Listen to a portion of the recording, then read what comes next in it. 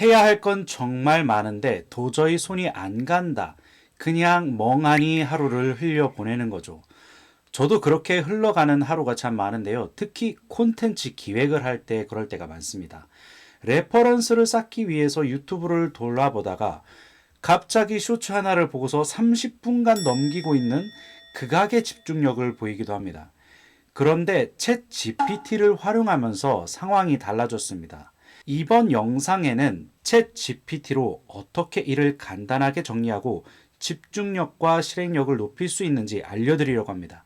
끝까지 보시면 정말 이거 하나로 충분하다는 걸 느끼실 수 있을 겁니다.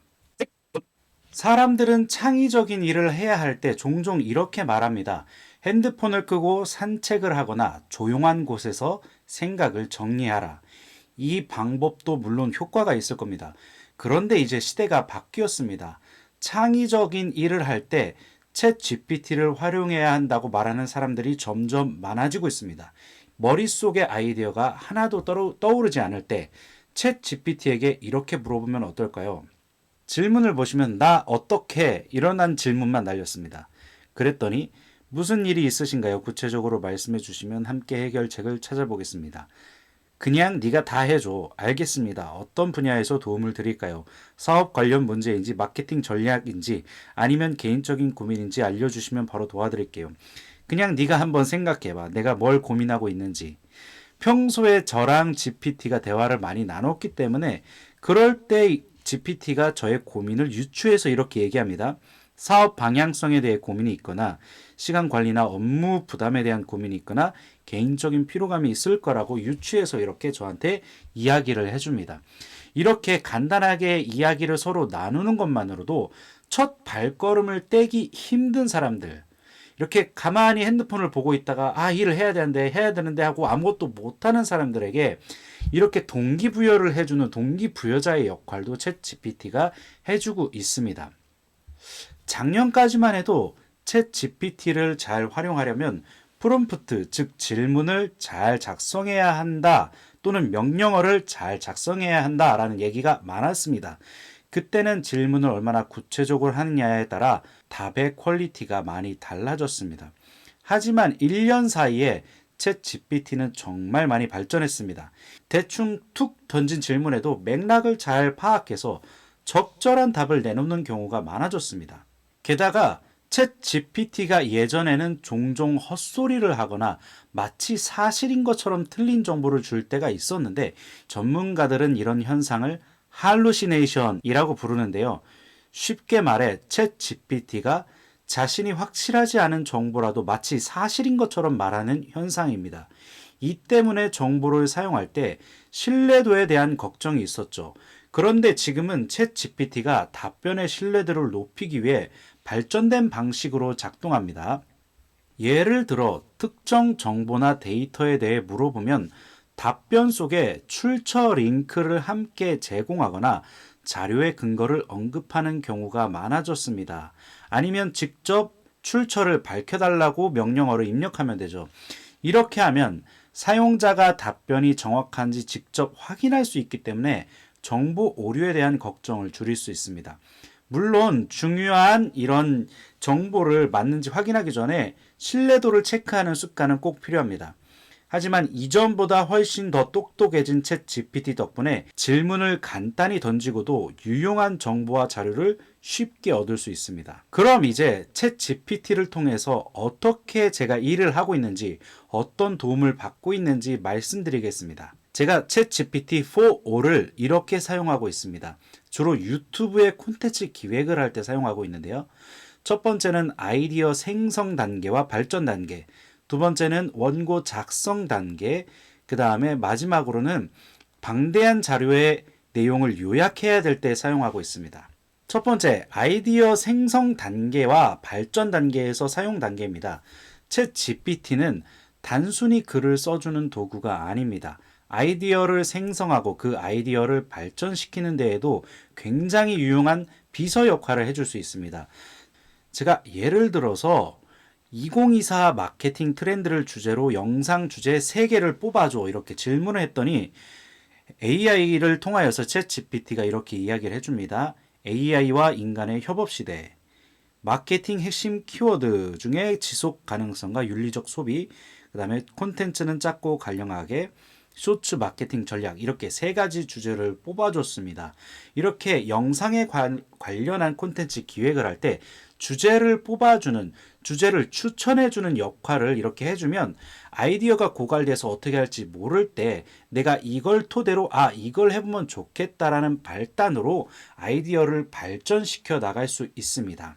이 챗 GPT가 이러한 키워드들을 제시해 줄 때가 있습니다. 제가 2024 마케팅 트렌드라고 물었을 때 챗 GPT가 이런 키워드를 제시해 주더라고요. 제가 2024 마케팅 트렌드라는 주제를 했을 때 제 머릿속에 없었던 정말 중요한 키워드를 이 친구가 제시를 해 주더라고요. AI 크리에이터랑 콜라보레이션 하는 것은 어떠세요? 라고 이렇게 제안을 해주는 모습입니다. 그러니까 제 아이디어가 단순한 아이디어, 이 친구랑 대화를 하면서 시작했던 단순한 아이디어가 점점 더 고도화되면서 발전시켜 나가는 모습을 보여줍니다. 두 번째 단계, 원고 작성 단계입니다. 초반 30초를 이런 식으로 써달라고 부탁합니다. 첫째는 시청자들이 공감할 만한 주제로 제시해야 되고, 둘째는 그 주제와 관련된 문제를 해결할 수 있다는 기대감을 심어달라고 얘기하고 명령어를 입력해 봤습니다. 그랬더니 이렇게 1초 만에 원고를 써준 모습입니다. 어떻게 썼는지 볼까요? 여러분, 요즘 이런 고민하지 않으세요? AI는 점점 발전하는데 내가 과연 이 기술을 잘 활용하고 있는 걸까? 이제 마케팅에도 AI는 선택이 아닌 필수가 됐습니다. 하지만 정작 많은 분들이 이렇게 말하죠. AI가 다 해주니까 내 창의성은 점점 필요 없어지는 거 아닌가? 라고 사람들에게 공감을 자아낼 수 있는 이런 원고를 작성해 준 모습입니다. 그런데 이제 반전을 한번 줍니다. 그런데요, 사실은 정반대입니다. AI는 단순히 우리의 일을 대신하는 게 아니라 우리의 창의성을 더 빛나게 만들어주는 협업 파트너예요 하면서 이런 문장을 제시해 줍니다. 이런 식으로 저는 이제 뼈대를 잡고 초반 30초 원고, 그 다음에 기본 원고도 AI와 이 챗 GPT와 함께 원고를 써나가기 시작합니다. 자, 이제 세 번째 파트입니다. 챗 GPT가 정말 잘하는 일 중 하나가 요약입니다. 방대한 정보를 마주했을 때 핵심만 쏙쏙 뽑아내주는 도구로 활용하기에 아주 적합합니다. 예를 들어 챗 GPT는 출처 링크와 함께 답변을 제공하는 경우가 많습니다. 그런데 한번 요청한 요약이 항상 완벽한 것은 아닙니다. 챗 GPT가 내용을 너무 짧게 요약하거나 중요한 세부 정보를 놓치는 경우도 종종 발생합니다. 이럴 때는 추가 요청을 해서 요약의 질을 더 높일 수 있습니다. 예를 들어 이 링크의 내용을 좀 더 자세히 요약해줘, 주요 핵심만 다시 강조해서 정리해줘 라고 말하면 됩니다. 이렇게 대화형으로 요청을 반복하다 보면 훨씬 더 양질의 요약을 얻을 수 있게 됩니다.